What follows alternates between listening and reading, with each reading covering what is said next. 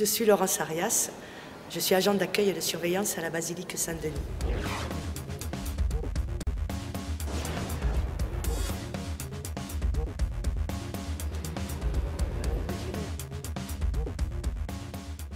Je couvre 3 missions essentielles au quotidien.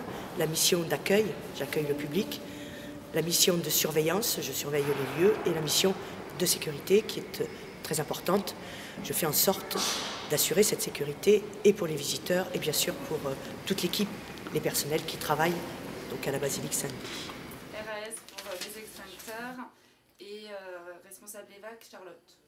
Ok, d'accord, ça marche. Ces missions, on les couvre de façon simultanée. Il ne faut pas oublier que c'est un travail d'équipe et qu'on est amené, donc chacun son tour, à s'occuper ou de surveillance ou d'accueil ou partir en visite commentée pour accompagner les personnes dans la découverte du monument. Bon, ben, au revoir. Alors, on est toujours à découvrir quelque chose de nouveau parce qu'il n'y a pas de journée qui se ressemble. Parce que les visiteurs aussi ne sont jamais les mêmes.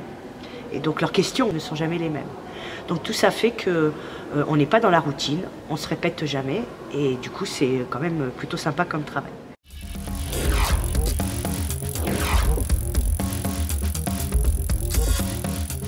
Pour être agent d'accueil et de surveillance au ministère de la Culture, il faut passer un concours. Et tout le monde peut passer ce concours. La porte est ouverte à tout le monde en fait.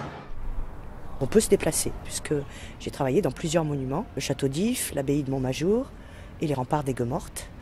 Et Paris, le Panthéon et la basilique Saint-Denis.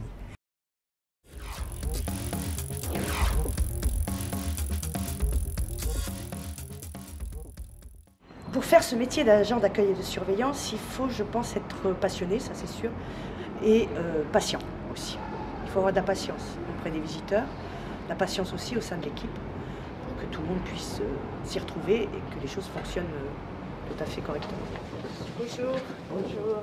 Le contact, oui, de toute façon, il faut l'avoir pour faire ce métier, vraiment. Le sens du contact. Il faut que ça soit vraiment un état d'esprit.